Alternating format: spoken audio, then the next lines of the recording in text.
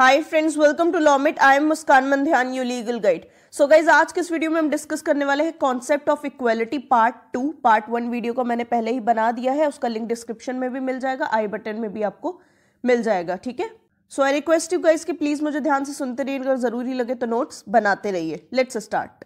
सो पहले हम डिस्कस करेंगे कि इक्वालिटी कितनी तरह की होती है, राइट? क्या काइंड्स है उसके, या क्या टाइप्स है, और डायमेंशंस क्या है बेसिकली इक्वालिटी के, वो हम डिस्कस करेंगे। तीनों एक ही चीज है यार, काइंड्स, टाइप्स या dimensions of equality. Civil equality, सभी सिटीजन्स को इक्वल सिविल राइट्स देना। All should be subject to the law, सभी लोग लॉ के सामने इक्वल होने चाहिए, राइट? ऐसा नहीं होना चाहिए कि अमीरों को आप सजा नहीं दे रहे हो और गरीबों को सजा दे रहे हो, ये ठीक है, या गरीबों को कुछ ज्यादा ही बेनिफिट्स मिल रहे हैं और अमीरों को एक भी बेनिफिट नहीं मिल रहा है। ऐसा नहीं होना चाहिए, राइट? सभी लोग लॉ के सामने इक्वल होने चाहिए और सभी को पनिशमेंट भी मिलनी चाहिए, सभी को रिवॉर्ड्स भी मिलने चाहिए। किसी एक सेक्शन को सोसाइटी में राइट्स अवेलेबल है और दूसरे सेक्शन को राइट्स अवेलेबल नहीं है, ऐसा नहीं होना चाहिए। सिविल इक्वालिटी को हमने तब एक्सेप्ट किया मॉडर्न टाइम्स में जब डेमोक्रेसी का कॉन्सेप्ट आया, राइट? जैसे ही डेमोक्रेसी का कॉन्सेप्ट आया, जैसे ही लोकतंत्र आया, उसके बाद ही सिविल इक्वालिटी को इंपॉर्टेंस देना हम लोग ने शुरू किया। नेक्स्ट है सोशल इक्वालिटी। सोशल इक्वालिटी का मात्र इतना ही मतलब है कि इक्वालिटी ऑफ स्टेटस होना, राइट? किसी भी तरीके का सोशल बैरियर नहीं होना, सभी इंडिविजुअल्स को इक्वली ट्रीट करना, भले ही उनका स्टेटस कुछ भी हो सोसाइटी में। किसी भी तरीके का सोशल डिस्क्रिमिनेशन ना करना। डिस्क्रिमिनेशन किस बेसिस पे ना करना? रेस के बेसिस पे, कलर के बेसिस पे, class, caste, creed, profession, employment, इन सारे बेसिस पे, प्रॉपर्टी के बेसिस पे, ये सारे डिस्टिंक्शंस ना करना। और सोशल इक्वालिटी हम तब तक अचीव नहीं कर पाएंगे जब तक हमारी सोसाइटी रैपिडली ग्रो नहीं करेगी और उसके अंदर ट्रू डेमोक्रेटिक स्पिरिट नहीं जागेगी, राइट? सोसाइटी का कंटिन्यूसली ग्रो करना बहुत ज़्यादा ज़रूरी है सोशल इक्वालिटी के लिए, एंड वो सोसाइटी का डेमोक्रेटिक होना, राइट? डेमोक्रेटिक होना भी बहुत ज़्यादा ज़रूरी है। मतलब वो सोसाइटी ऐसी होनी चाहिए जहाँ पर लोगों की बात की वैल्यू है, जहाँ पर लोगों की रिस्पेक्ट होती है, लोगों की बात सुनी जाती है, तभी उस सोसाइटी में सोशल इक्वालिटी आ पाएगी। थर्ड है फॉर्मल इक्वालिटी। फॉर्मल इक्वालिटी का मतलब यही है कि यार लोगों को सारी चीज़ें अवेलेबल कराना बिना किसी डिस्क्रिमिनेशन के, राइट? लोगों को सॉर्ट आफ्टर थिंग्स अवेलेबल कराना, ठीक है, बिना किसी डिस्क्रिमिनेशन के। सॉर्ट आफ्टर थिंग्स क्या होती हैं? सॉर्ट आफ्टर थिंग्स का बेसिकली सा मतलब ये होता है जनरली इन डिमांड, ठीक है? जनरली इन डिमांड मतलब लोगों को जो चीज़ें चाहिए वो उन्हें अवेलेबल कराना बिना किसी डिस्क्रिमिनेशन के इज फॉर्मल इक्वालिटी, ठीक है? फॉर्मल इक्वालिटी का आप एग्जाम्पल ले सकते हो कि आपने लाइन लगाई है किसी चीज़ के लिए, ठीक है? सपोज बैंक में पैसे जमा करने हैं और उसके लिए एक लाइन लगी हुई है। अब जो वो लाइन लगी हुई है, तो लाइन में जो पहले खड़ा है, पहले वही इंसान पैसे जमा करेगा, कोई और पीछे से आके पैसे जमा नहीं कर सकता है, राइट? एक बात मान लो, तो इसका मतलब क्या हुआ? फर्स्ट कम फर्स्ट सर्व्ड, है ना? जो पहले आएगा भाई वही पहले सर्व किया जाएगा। तो इसका मतलब क्या हुआ कि हम फॉर्मल इक्वालिटी को फॉलो कर रहे हैं। यहाँ कोई भी स्टेटस की बात नहीं की जा रही है या किसी भी क्रीड, कास्ट या किसी भी बेसिस पर डिस्क्रिमिनेशन नहीं चल रहा है। यहाँ सिर्फ इतना कहा गया भाई जो लाइन में पहले लगा होगा वही पैसे जमा करेगा। यहाँ स्टेटस या किसी चीज़ के बेसिस पे लोगों के बीच में डिस्क्रिमिनेशन नहीं किया जा रहा है, राइट? ये हो गई आपकी फॉर्मल इक्वालिटी। सब्सटैंटिव इक्वालिटी, इसका मतलब होता है, अब फॉर्मल इक्वालिटी में हमने क्या पढ़ा? फॉर्मल इक्वालिटी में हमें सिंपली पढ़ा कि भाई जो जैसा भी हो, ठीक है, जो जैसा भी हो, जो भी स्टेटस का हो, जो भी उसकी कंडीशन हो, जो रूल्स हैं उसे वही फॉलो करने होंगे, ठीक है, और उसी बेसिस पर ही सब कुछ चलेगा, किसी भी तरीके का डिस्क्रिमिनेशन नहीं किया जाएगा। लेकिन ये सब्सटैंटिव इक्वालिटी ये कहती है कि जो वीकर सेक्शंस हैं, जो डिप्राइव्ड सेक्शंस हैं, ठीक है, या जो लोग हैंडीकैप्ड है, दिव्यांग है ना, उनके लिए थोड़े से हमें लेसर एफर्ट्स करने चाहिए ताकि उन्हें जल्दी से चीज़ें मिल जाएं, उनको काम कम करना पड़े ताकि उन्हें जल्दी से जो भी चाहिए वो उन्हें मिल जाए, कम कॉस्ट पर मिल जाए। ठीक है, इसका एक एग्जाम्पल लेते हैं। सपोज बैंक में, वही वाला एग्जाम्पल ले लो, बैंक में लाइन लगी हुई है, ठीक है, सबको पैसे जमा करने हैं।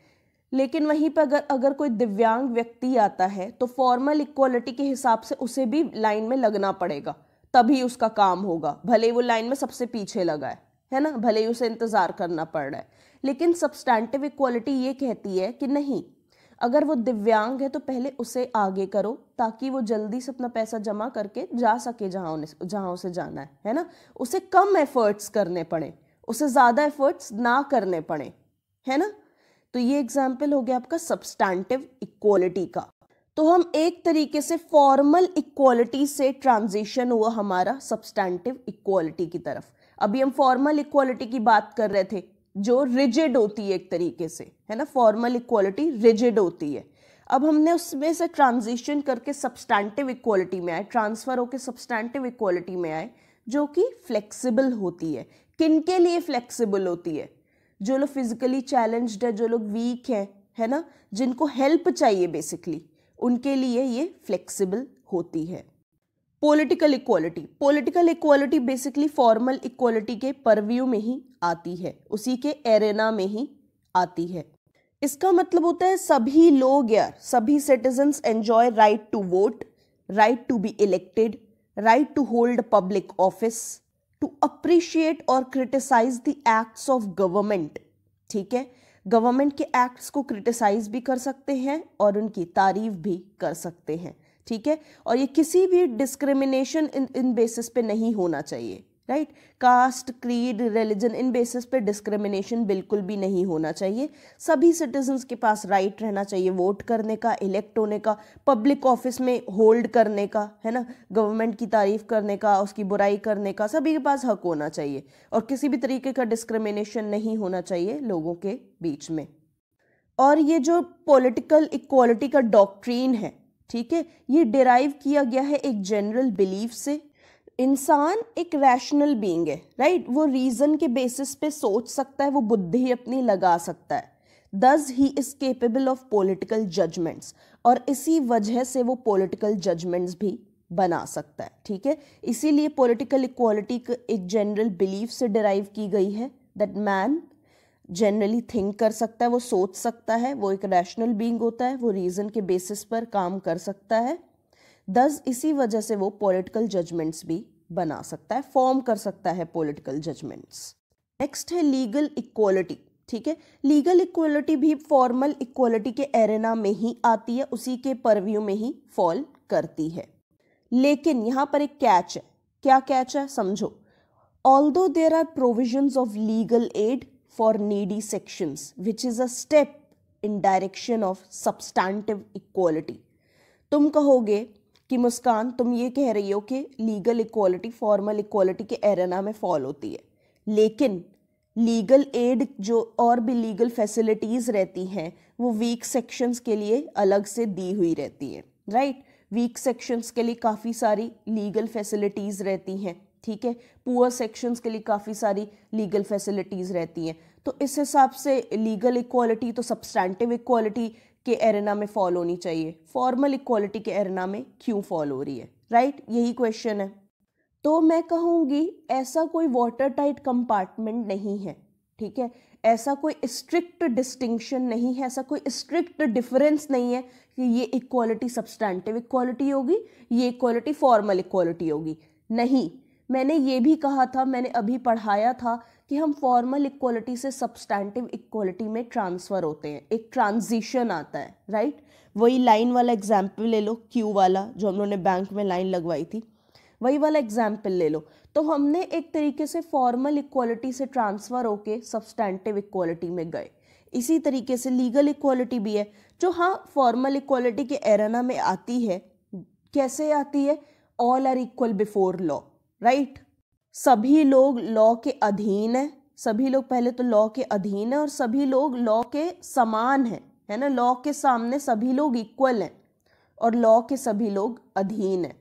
तो इसका मतलब क्या हुआ? ये फॉर्मल इक्वालिटी ही तो है, लेकिन हाँ कुछ प्रोविजंस दिए हुए हैं नीडी सेक्शंस के लिए, कुछ हेल्प की जा रही है पुअर सेक्शंस की, तो वो क्या है, वो सब्सटैंटिव इक्वालिटी है।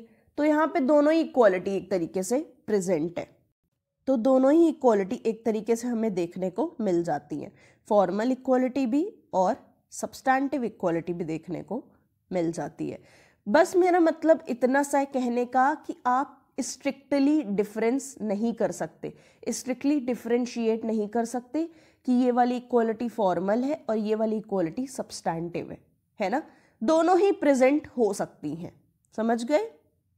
सो लीगल इक्वालिटी कहती है कि जितने भी लोग हैं वो लॉ की आइज में इक्वल हैं, सभी लोग लॉ के सामने इक्वल हैं और उनको इक्वल प्रोटेक्शन दिया जाएगा, राइट, उनकी इक्वली सुरक्षा की जाएगी बिना किसी डिस्क्रिमिनेशन के। लीगल इक्वालिटी सभी को इक्वल लीगल स्टेटस देती है, राइट्स देती है, ड्यूटीज देती है, राइट, बिना किसी डिस्क्रिमिनेशन के on the basis of birth, physical and mental capacities और other differences. So natural equality का जो आइडिया है वो प्रोपाउंड हुआ 17th सेंचुरी में, ठीक है, जिसने ये कहा कि इंसान के पास इक्वल राइट्स होते हैं और उसके राइट्स ट्रांसफर नहीं किए जा सकते हैं, राइट।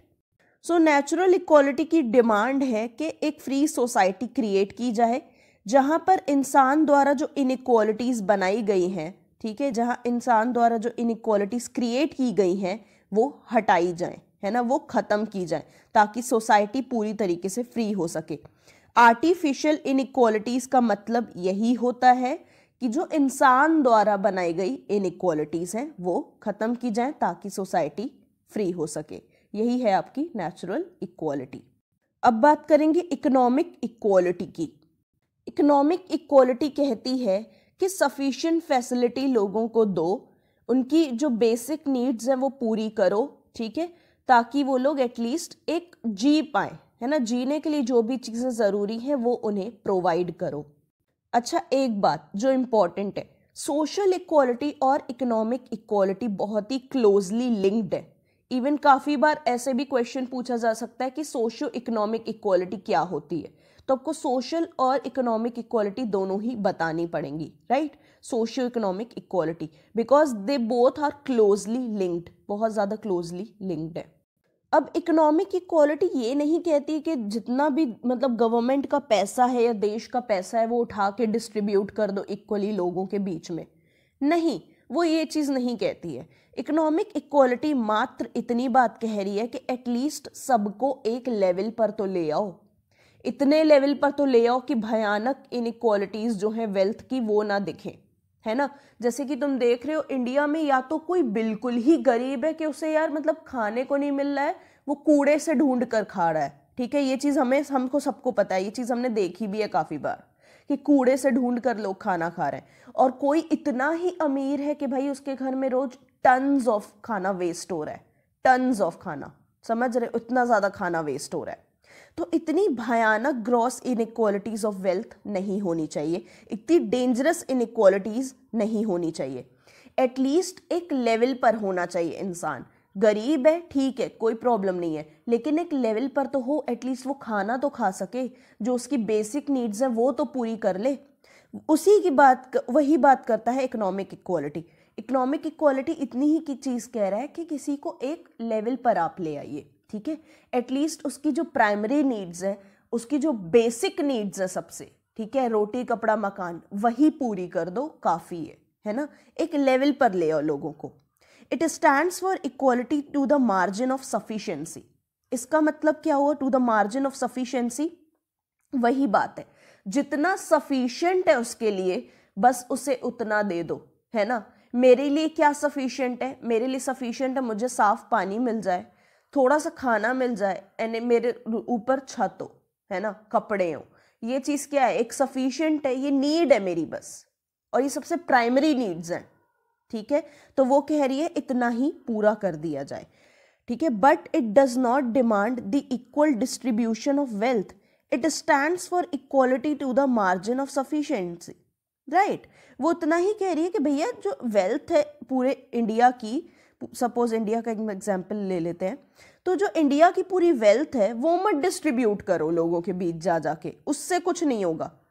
इंस्टेड लोगों को इतना दे दो कि वो लोग सफिशिएंट फील करें कि हाँ उन्हें जितना मिला है उतना काफ़ी है ना, उससे उन लोग गुजारा कर लेंगे, जिससे उनका गुजारा हो जाए इतना उनके लिए कर दो, इतना उनको दे दो, यही इकोनॉमिक इक्वालिटी कहलाएगी।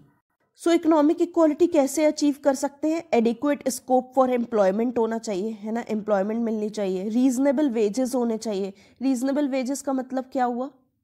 रीजनेबल वेजेस का मतलब ये हुआ कि एटलीस्ट इतने वेजेस तो होने ही चाहिए कि 2 वक्त की रोटी आ सके उसमें से, राइट? इतने रीजनेबल वेजेस होने चाहिए। मतलब सरकार को एक अमाउंट फिक्स कर देना चाहिए कि इससे नीचे कोई भी वर्कर को पे नहीं किया जाएगा, ठीक है? सपोज गवर्नमेंट ने लॉ निकाला, शायद होगा भी, कि 1,000 रुपए के नीचे, ठीक है ना, 1,000 रुपए के नीचे अगर कोई वर्कर 8 घंटे काम कर रहा है तो उसको 1,000 रुपए के नीचे आप पे नहीं कर सकते। 1,000 रुपए के ऊपर पे करो, उसके नीचे जैसे कि 800 रुपए नहीं पे कर सकते, 700 रुपए नहीं पे कर सकते। 1,000 इज द मिनिमम लिमिट, उतना तो पे करना ही पड़ेगा हर वर्कर को जो 8 घंटे आपकी फैक्ट्री में काम कर रहा है ना। तो ये हो गई हमारी रीजनेबल वेजेस। तो रीजनेबल वेजेस तो कम से कम दे दो लोगों को, है ना, एम्प्लॉयमेंट तो दे दो, और बाकी जो इकोनॉमिक राइट्स हो वो देने चाहिए, है ना। इससे इकोनॉमिक इक्वालिटी आ जाएगी, ठीक है। तो इतनी सारी चीज़ें हमें याद रखनी है इकोनॉमिक इक्वालिटी में कि एटलीस्ट हमें उतना देना है लोगों को कि उनकी प्राइमरी नीड्स पूरी हो सकें। ये पूरा सम अप मैं कर रही हूँ, ठीक है। उतना उन्हें देना है कि उनकी प्राइमरी नीड्स पूरी हो सके, और एम्प्लॉयमेंट की अपॉर्चुनिटीज़ होनी चाहिए, रीजनेबल वेजेस होने चाहिए, और बाकी इकोनॉमिक राइट्स होने चाहिए। अब थोड़ा ये डिस्कस करते हैं जो मार्क्सियन आइडियोलॉजी थी, जो मार्क्सिस्ट गोल्स थे, ठीक है। हमने मार्क्सिज्म भी पढ़ा है ना। तो मार्क्सिज्म क्या कहता था? मार्क्सिज्म कहता था कि सोशियो इकोनॉमिक इक्वालिटी तभी आएगी जब कैपिटलिस्ट को हम लोग रिप्लेस करेंगे सोशलिस्ट सिस्टम से, है ना। कैपिटलिस्ट को इन लोग ने भगा दिया था, रिवॉल्यूशन लाया था, और फिर प्रोलेटेरिएट्स की सरकार आई थी, है ना। वो सब याद है ना, उसी चीज़ की बात कर रही हूँ। तो मार्क्सिज्म ने सोशियो इकोनॉमिक इक्वालिटी कैसे अचीव की? By replacing the capitalist system by the socialist system. Capitalist system को इन लोग ने रिप्लेस कर दिया एक वायलेंट रिवॉल्यूशन के थ्रू। किससे रिप्लेस किया? सोशलिस्ट सिस्टम से रिप्लेस किया, जहाँ पे जितने भी मीन्स ऑफ प्रोडक्शन थे, यानी कि लेबर, कैपिटल, है ना, लैंड, मशीनरी, ये सब कुछ सोसाइटी ओन करती थी। ये सब कुछ सोसाइटी के कंट्रोल में था, एंड ना कि कुछ लोगों के कंट्रोल में था, है ना। सभी लोगों के पास थी ये सारी चीज़ें, सभी का कंट्रोल था इन पर। सो ये होता है सोशलिस्ट सिस्टम, राइट। इस तरीके से इन लोग ने सोशियो इकोनॉमिक इक्वालिटी अचीव की थी। वहीं बात करें अगर हम लिबरल थ्योरी की, तो लिबरल थ्योरी ने कैसे अचीव की सोशियो इकोनॉमिक इक्वालिटी? इन लोग ने कहा कि हमें कैपिटलिस्ट सिस्टम में ही एडजस्ट करना है ना, कैपिटलिस्ट सिस्टम में ही कॉम्प्रोमाइज करना है। थोड़ी सी लोग से रिक्वेस्ट करनी है कि हमें भी वो लोग थोड़े से राइट्स दे दें। मतलब एक तरीके से लिबरल थ्योरी ने रिक्वेस्ट की, कॉम्प्रोमाइज किया, एडजस्ट किया। वहीं पे मार्क्सिस्ट थ्योरी ने, जो मार्क्सिज्म का प्रिंसिपल है या आइडियोलॉजी है, उसने एक तरीके से रिवॉल्यूशन लाया और कैपिटलिस्ट सिस्टम को ही उठा के रिप्लेस कर दिया सोशलिस्ट सिस्टम से, और इस तरीके से उन लोग ने सोशियो इकोनॉमिक इक्वालिटी अचीव की। वहीं लिबरल थ्योरी ने कॉम्प्रोमाइज किया कैपिटलिस्ट सिस्टम के साथ। आप लोग अगर अभी तक सुन रहे हो तो प्लीज़ यार सब्सक्राइब करना कंसिडर करो, लॉमेट फैमिली का पार्ट बनो, बहुत ज़्यादा जल्दी ग्रो कर रही है। एंड आई थिंक हम लोग को एक Q&A भी करना चाहिए। आप लोग की काफ़ी ज़्यादा रिक्वेस्ट आ रही है Q&A करो, लाइव आओ, तो एक Q&A ज़रूर करूँगी। जो भी क्वेश्चन है प्लीज़ रेडी रखना। एंड अगर नए हो then be a part of Lawmate family, and share करो वीडियोज़ को। जितना ज़्यादा जल्दी हम ग्रो करेंगे उतना नया नया कॉन्टेंट मैं चैनल पर डालने लगूंगी। सो प्लीज़ शेयर करो, एंड लाइक करना है तो वो भी कर सकते हो। अब हम डिस्कस करेंगे इंटरनेशनल इक्वालिटी के बारे में। इंटरनेशनल इक्वालिटी बेसिकली इक्वालिटी के प्रिंसिपल को इंटरनेशनली अप्लाई करना होता है, राइट। मतलब कि क्या कि जितनी भी नेशंस हैं, भले ही वो छोटी हैं, भले ही वो बड़ी हैं, भले ही उनकी ज्योग्राफिकल कंडीशंस कैसी हैं, इकोनॉमिक कंडीशंस कैसी हैं, मिलिट्री कॉम्पोजिशन क्या है ना, जितनी भी नेशंस हैं वो कैसी भी हैं, उनको इक्वली ट्रीटमेंट मिलना चाहिए, ठीक है। जितने भी इंटरनेशनल फोरम्स हैं, जैसे कि यूएन हो गया या कोई भी इंटरनेशनल फोरम हो गया, वहां पे इनकी इक्वली रिस्पेक्ट होनी चाहिए, राइट? उन्हें इक्वल ट्रीटमेंट मिलना चाहिए। सभी नेशंस को अपनी साइंटिफिक नॉलेज और टेक्नोलॉजिकल फाइंडिंग्स शेयर करनी चाहिए, यानी अपनी साइंटिफिक नॉलेज जो भी है उनके पास, या कुछ भी उन्होंने नया ढूंढा है टेक्नोलॉजी की फील्ड में, या कुछ इनोवेट किया है या इन्वेंट किया है, वो उन्हें बाकी नेशंस के साथ शेयर करना चाहिए। That is international equality. Next है कल्चरल इक्वालिटी, मतलब हर इंडिविजुअल के पास इक्वल राइट्स होने चाहिए एजुकेशन को लेके, लिटरेचर को लेके, एंटरटेनमेंट को लेके, और उसे हक होना चाहिए कि वो अपनी कल्चरल आइडेंटिटी बचा कर रखे, ठीक है, अपनी कल्चरल आइडेंटिटी एंजॉय कर सके, ठीक है, मतलब वो अपने कल्चर की जो प्रैक्टिसेस हैं उसे आराम से फॉलो कर सके, है ना, बिना किसी हिंड्रेंस के। किसी कल्चर में कुछ फॉलो होता है, किसी कल्चर में कुछ माना जाता है ना, तो उन सारी चीज़ों की रिस्पेक्ट होनी चाहिए, वो उसे अलाउ होना चाहिए फॉलो करना, until and unless it is illegal. जब तक वो इलीगल नहीं है, जब तक उसके कल्चर की प्रैक्टिसेस इलीगल नहीं है, लीगल है, सब कुछ सही है, तब तक उसे अलाउ होना चाहिए उन सारी चीज़ों को फॉलो करना। जैसे ही उसकी कल्चर की प्रैक्टिसेस इलीगल होने लगे, है ना, सोसाइटी के अगेंस्ट जाने लगे, वहीं पर उसे रोक देना चाहिए। सो इंडिविजुअल का character, moral and cultural development किस पर डिपेंड करता है? कल्चरल इक्वालिटी पर डिपेंड करता है, राइट? नेक्स्ट है हमारे पास सिंपल इक्वालिटी। सिंपल इक्वालिटी का मतलब होता है just distribution of the same good to different people. Just distribution का मतलब है equal distribution of same good. क्या हो सकता है वो same good? Income, wealth, power to different people. मतलब इनकम, वेल्थ, पावर एटसेट्रा जैसी चीज़ों को अलग अलग लोगों में इक्वली डिस्ट्रीब्यूट करना सिंपल इक्वालिटी कहलाएगा। ये कहता है किसी की भी डोमिनेंस नहीं होनी चाहिए इन गुड्स पर, ठीक है, इनकम, वेल्थ, पावर जैसी चीज़ों पर किसी की डोमिनेंस या किसी का कंट्रोल नहीं होना चाहिए। अगर कंट्रोल होगा तो दूसरे लोग इन चीज़ों को एंजॉय नहीं कर पाएंगे, दूसरे लोग इन चीज़ों को एक तरीके से अपने फेवर में यूज़ नहीं कर पाएंगे। इसीलिए किसी का भी हक नहीं होना चाहिए इन चीज़ों पर। रिवॉर्ड्स उन्हीं लोगों को मिलने चाहिए जो एक्चुअली में डिजर्व करते हैं, है ना, जो लोग एक्चुअली डिजर्विंग हैं। किसी का भी स्टैंडर्ड ऑफ लिविंग एक मिनिमम लिमिट के नीचे नहीं जाना चाहिए, है ना। एक सपोज लिमिट है कि इसके नीचे किसी का भी स्टैंडर्ड ऑफ लिविंग नहीं होगा, है ना, इतने तक तो रहेगा ही, तो उसके नीचे नहीं जाना चाहिए। अगर सरकार ने ऐसा कहा है कि 2 वक्त की रोटी सभी को मिलेगी, तो वो सभी को मिलनी चाहिए। ऐसा नहीं है कि किसी को 1 वक्त की रोटी भी नहीं मिल रही है ना। तो एक मिनिमम लिमिट के नीचे किसी का भी स्टैंडर्ड ऑफ लिविंग नहीं गिरना चाहिए, राइट। और इनइक्वालिटी इतनी ज़्यादा नहीं होनी चाहिए, ठीक है, थोड़ी बहुत इनइक्वालिटी तो रहेगी ही, वो ऑब्वियस है, लेकिन इतनी ज़्यादा इनइक्वालिटी नहीं होनी चाहिए कि क्लास डिविजन्स होने लगे, है ना, क्लास डिविजन्स होने लगे, अलग अलग क्लासेस के बीच में कॉन्फ्लिक्ट्स होने लगे। इतनी ज़्यादा इनइक्वालिटी नहीं होनी चाहिए। क्लास डिवीजन से क्या होगा? रेवोल्यूशंस होंगे, लड़ाई झगड़े होंगे, तो सोशल ऑर्डर बिगड़ जाएगा। इसीलिए इतनी इनइक्वालिटी कभी भी नहीं होनी चाहिए कि क्लास डिविजन्स खड़े हो जाएं। यही है आपकी simple equality. Basically simple equality ने हमें 3 चीज़ें बताई कि रिवॉर्ड्स उन्हीं को दिए जाने चाहिए जो डिजर्व करते हैं, स्टैंडर्ड ऑफ लिविंग एक मिनिमम लिमिट के नीचे नहीं जाना चाहिए, और इनइक्वालिटी इतनी ज़्यादा नहीं होनी चाहिए कि क्लास डिविजन्स खड़े हो सके। नेक्स्ट है हमारे पास कॉम्प्लेक्स इक्वालिटी। ये बोलती है इक्वली डिस्ट्रीब्यूट करो गुड्स को अलग अलग लोगों को, है ना। सिंपल इक्वालिटी क्या बोल रही थी कि equal distribution of same good to different people. Complex equality ये कह रही है कि equal distribution of different goods, है ना, टू डिफरेंट पीपल।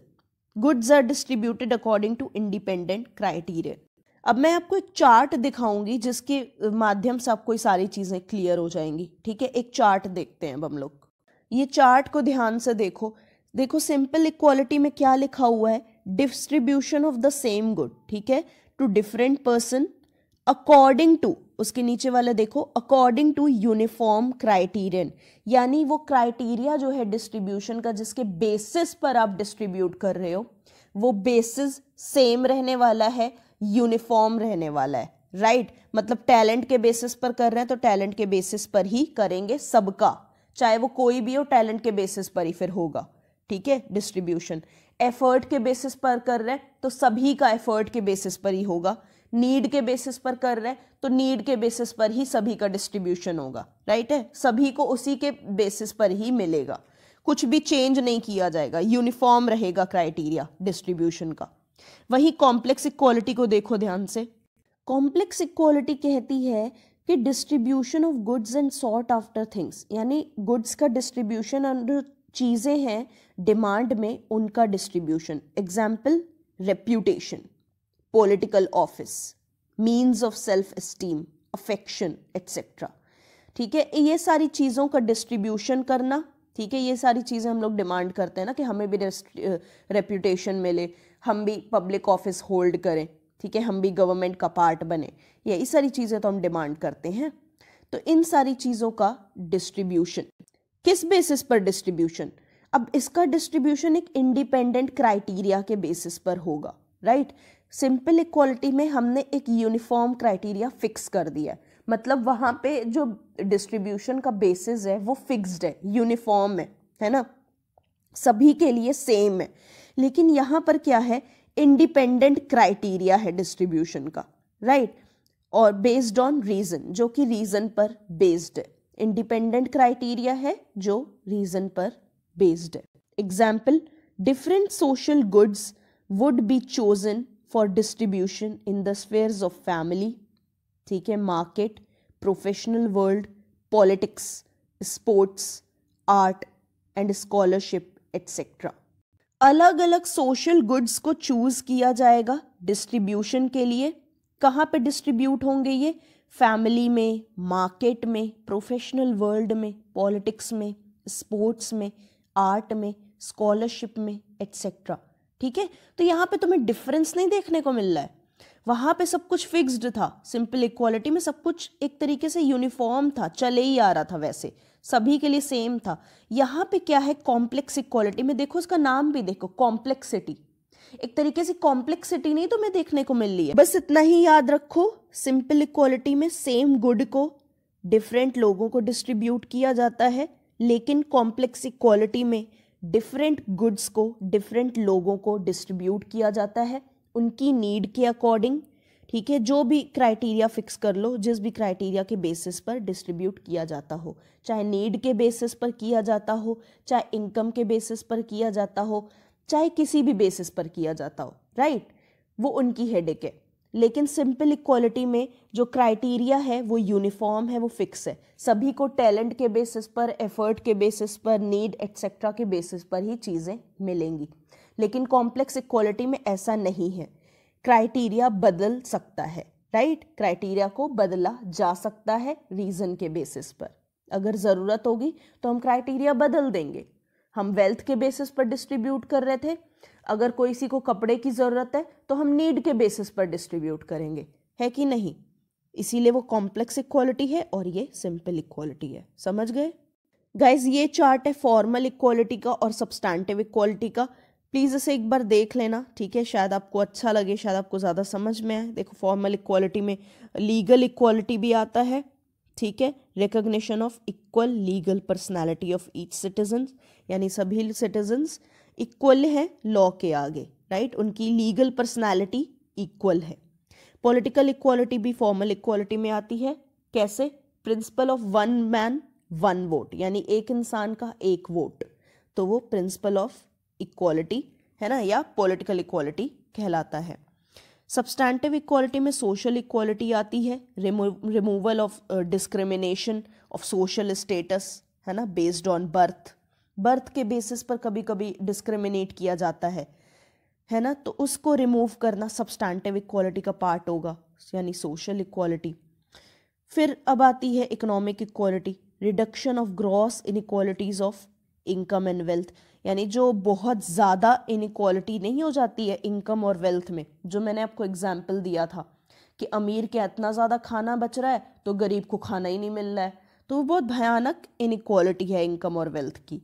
तो ये इसको हटाना है ना, ये इकोनॉमिक इक्वालिटी कहलाता है और ये सब्सटैंटिव इक्वालिटी का पार्ट बनता है। लेकिन फिर मैं यहाँ वही चीज़ कहूँगी जो मैंने पहले कही थी कि कोई भी एक तरीके से स्ट्रिक्ट डिफरेंशिएशन आप नहीं कर सकते हो।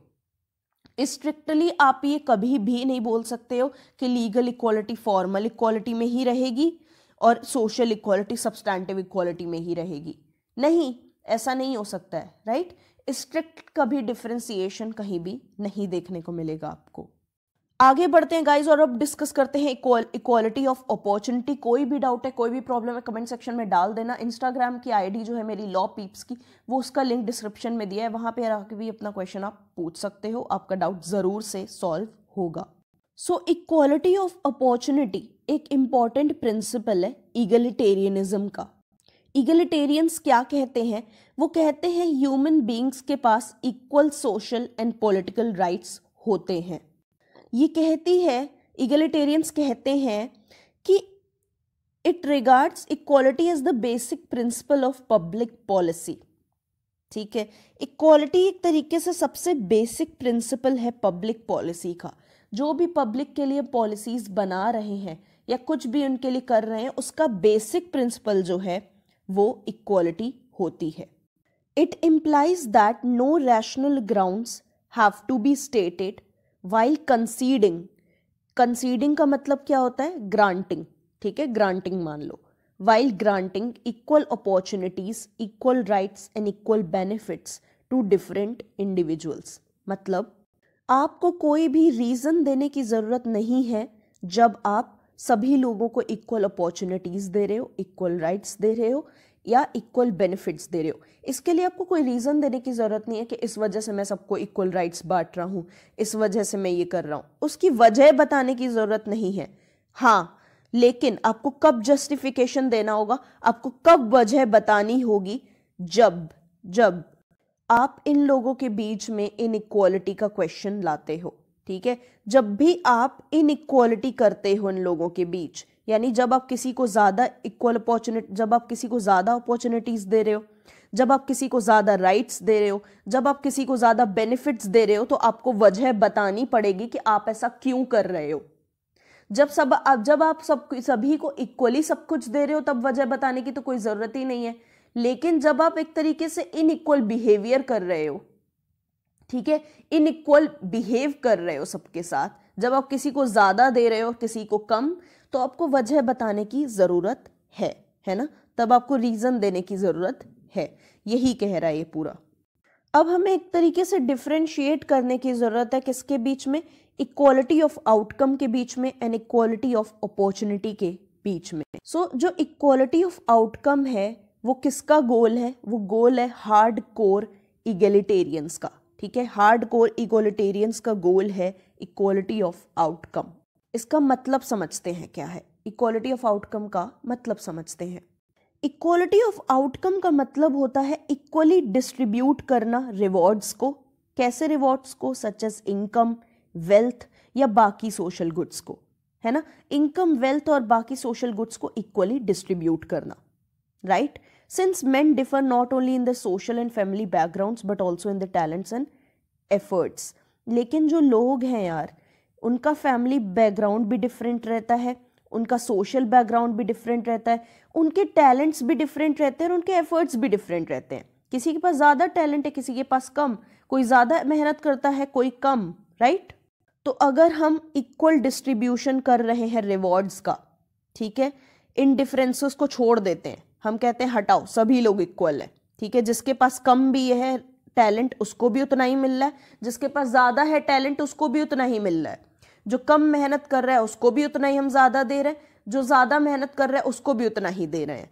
तो ये तो यार गलत है ना, फिर ये चीज तो एक तरीके से घोर गलत है। मतलब तो ये मतलब होता है आपका इक्वालिटी ऑफ आउटकम का। ये एक तरीके से इनजस्टिस होगा। किसके साथ इनजस्टिस होगा? उन लोगों के साथ जो लोग ज्यादा मेहनती हैं, जो लोग ज्यादा एफर्ट्स डालते हैं, जिनके पास ज्यादा दिमाग है, ज्यादा टैलेंट है, उन लोगों के साथ ये तरीके से इंसल्ट होगी उन लोगों की, और उनके साथ एक इनजस्टिस होगा अगर हमने इक्वालिटी ऑफ आउटकम को फॉलो किया तो, राइट। सो फिर से देखते हैं, इक्वालिटी ऑफ आउटकम मात्र इतना कहता है कि जो जैसा भी हो, ठीक है, जैसे भी लोग हो, सबको इक्वली ही मिलना चाहिए जो भी मिलना है ना। गुड्स जो हैं वो इक्वली डिस्ट्रीब्यूट होने चाहिए, रिवॉर्ड्स इक्वली ही मिलने चाहिए, भले ही किसी के पास कम टैलेंट है या ज्यादा। एंड ये गलत क्यों है? बिकॉज ये इनजस्टिस है उन लोगों के साथ जो लोग ज़्यादा मेहनती हैं या ज़्यादा टैलेंटेड हैं। इसी रीज़न की वजह से हमने चूज़ किया है इक्वालिटी ऑफ अपॉर्चुनिटी को, राइट? इक्वालिटी ऑफ आउटकम के कॉन्सेप्ट को हमने हटाया और हमने कहा कि हम इक्वालिटी ऑफ अपॉर्चुनिटी के कॉन्सेप्ट को फॉलो करेंगे। सो इक्वालिटी ऑफ अपॉर्चुनिटी के जो एडवोकेट्स हैं, जो उसको फॉलो करते हैं, वो कहते हैं कि गवर्नमेंट का जो टास्क है वो ये है कि उसे इक्वल अपॉर्चुनिटीज़ क्रिएट करनी चाहिए अपने सिटीजन्स के लिए। बाकी गवर्नमेंट का काम है कि वो इक्वल अपॉर्चुनिटीज सभी को दे, बाकी ये इंडिविजुअल के ऊपर है कि उसे अपॉर्चुनिटी लेनी है या उसे नहीं लेनी है, राइट? गवर्नमेंट को अपना काम करना चाहिए कि उसे सभी को इक्वल अपॉर्चुनिटीज देनी चाहिए, बाकी ये लोगों के ऊपर छोड़ देना चाहिए कि उन्हें अपॉर्चुनिटी ग्रैब करनी है, उसे यूज करना है या नहीं करना है। गाइज, आपके लिए इतनी ज़्यादा मेहनत कर रही हूँ मैं, तो प्लीज़ शेयर करना, कंसिडर करना, प्लीज़ बेल आइकन को प्रेस कर देना अगर आप पहली बार चैनल पर आए हो तो। एनलॉमेट फैमिली का पार्ट बन जाओ, बहुत ज़्यादा ज़रूरी है और आपके लिए हेल्पफुल भी होगा। इक्वालिटी ऑफ अपॉर्चुनिटी को हम दो सिचुएशंस में अप्लाई कर सकते हैं। पहली है कॉम्पिटिटिव सिचुएशन, दूसरी है नॉन कॉम्पिटिटिव सिचुएशन। अब इसकी डिटेल में मैं नहीं जाऊंगी, वीडियो बहुत ज़्यादा लेंदी हो जाएगा और उतना ज़्यादा ज़रूरी भी नहीं है, राइट? अगर आप में से कोई पूछेगा कमेंट सेक्शन में क्या है competitive situation and non competitive situation, तो मैं एक बार बता दूंगी आपको कमेंट में, ठीक है? या पिन कर दूंगी आपका कमेंट अगर आप पूछोगे तो। ऐसे सच में अलग से नहीं बताऊंगी।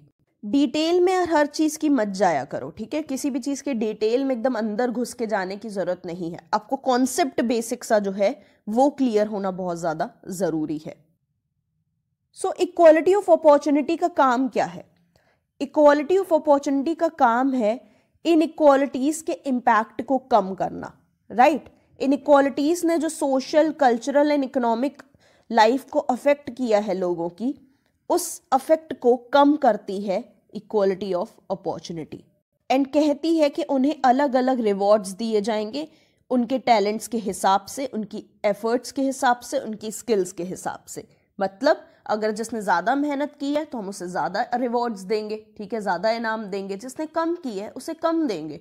जिसके पास ज़्यादा टैलेंट है उसे ज़्यादा कुछ मिलेगा, जिसके पास कम है उसे कम मिलेगा, है ना? तो ये हुई ना प्रॉपर इक्वालिटी। इसीलिए इक्वालिटी ऑफ अपॉर्चुनिटी के कॉन्सेप्ट को फॉलो किया गया और इक्वालिटी ऑफ जो आउटकम था उसे नेग्लेक्ट किया गया और उसे हटाया गया, राइट? अब हम समझेंगे relation between equality and liberty. इसे हम दो पॉइंट्स में डिस्कस करेंगे। पहला पॉइंट है idea of equality as impediment to liberty. Impediment का मतलब क्या होता है? इम्पेडिमेंट का मतलब होता है हिंड्रेंस, ठीक है? ऑब्स्ट्रक्शन, ठीक है? रेस्ट्रिक्शन, रोड़ा एक तरीके से, उसको कहते हैं इम्पेडिमेंट। तो यहाँ क्या कहा जा रहा है पहले पॉइंट में कि भाई जो इक्वालिटी है वो एक तरीके से लिबर्टी के लिए ऑब्स्ट्रक्शन है, लिबर्टी के लिए हिंड्रेंस है। कैसे? डिस्कस करते हैं। कुछ थिंकर्स हैं जिनका ऐसा मानना है कि लिबर्टी एंड इक्वालिटी एक दूसरे के दुश्मन है, ठीक है? वो एक दूसरे के अगेंस्ट है।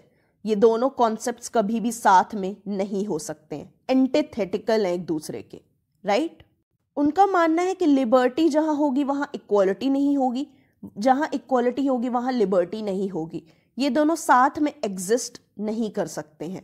ये लोग मानते हैं कि नेचर ने सबको इनइक्वल ही बनाया है, ठीक है? नेचर का गिफ्ट एक तरीके से इनइक्वालिटी, राइट? इनइक्वालिटी एक तरीके से नेचर की ही, यानी भगवान की ही देन है। जिसने भी मेरा फर्स्ट वीडियो देखा है उसे काफ़ी कुछ याद आ रहा होगा। मैंने बताया था कि ये लोग क्या करते हैं, जो लोग भी इक्वालिटी और लिबर्टी की अगेंस्ट हैं, राइट? इन दोनों कॉन्सेप्ट्स को अलग अलग तरीके से इंटरप्रेट करते हैं।